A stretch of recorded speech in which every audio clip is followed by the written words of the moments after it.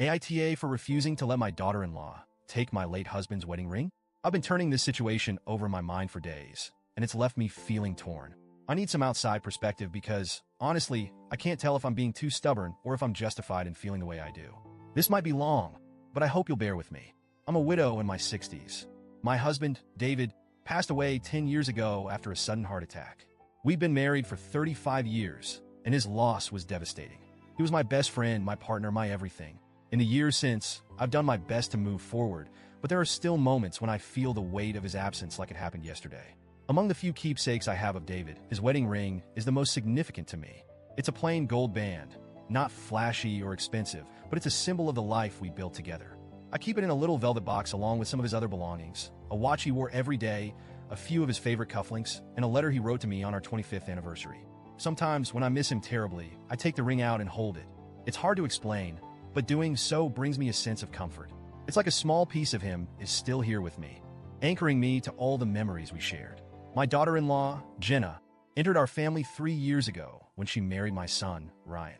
Jenna is lively, warm, and has a way of lighting up a room. From the beginning, I've tried to make her feel welcome and included in our family. I know how important it is to feel a sense of belonging, especially when you're joining a new family dynamic. Over the years, Jenna has occasionally commented on David's ring whenever she's seen it. She'd say things like, "It's so timeless," or "I'd love to wear something with that kind of history." At the time, I thought it was just polite conversation, her admiring something sentimental. I didn't read too much into it. But last week, Jenna surprised me by asking if she could borrow the ring. We were sitting in my living room, chatting over coffee. She brought up the ring again and said, "I've always loved how simple and elegant it is. Do you think I could borrow it for a while? I'd love to wear it. It would mean so much to me to have something with that kind of connection to the family." I was completely taken aback. It wasn't an angry or defensive reaction. I was just stunned. The thought of parting with David's ring, even temporarily, had never crossed my mind. It's not just a piece of jewelry to me. It's deeply personal.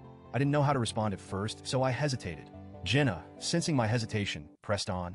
She explained that wearing the ring would help her feel closer to the family and to David, even though she'd never met him.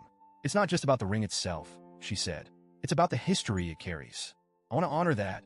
When I finally found my words, I told her gently but firmly that I wasn't comfortable with the idea. I tried to explain how much the ring meant to me, how it wasn't just an object, but a part of my memories of David. I thought she'd understand, but instead, her face fell. She looked genuinely hurt. "I didn't think it would be such a big deal," she said. "It's not like I'm asking to keep it forever. I just thought it could be a way to feel more connected to the family. It's been sitting in a box all these years. I'd actually wear it and give it more meaning." Her words stung. To her, it might just be sitting in a box, but to me, that little box holds some of the most precious parts of my life. I told her as much, but she didn't seem to understand. She sighed and said, "I just thought you'd trust me enough to share something so special." Ryan stayed quiet during the conversation, which surprised me. He usually speaks up when tensions arise, but this time, he just sat there, awkwardly sipping his coffee. Later that evening, I received a long text from Jenna. She poured her heart out, saying how hurt she was by my refusal. She said she felt like I didn't see her as truly part of the family and that my decision made her feel like an outsider. She also accused me of being stuck in the past and unable to move forward. Her words cut deep. I've always tried to make Jenna feel welcome, and the last thing I want is for her to feel excluded. But at the same time, I can't shake the feeling that her request crossed a line. Somehow, word of the situation got out to other family members, and opinions have been divided. A few think I'm being unreasonable and overly sentimental. "It's just a ring," one cousin said. "It's not like she's asking for the family fortune."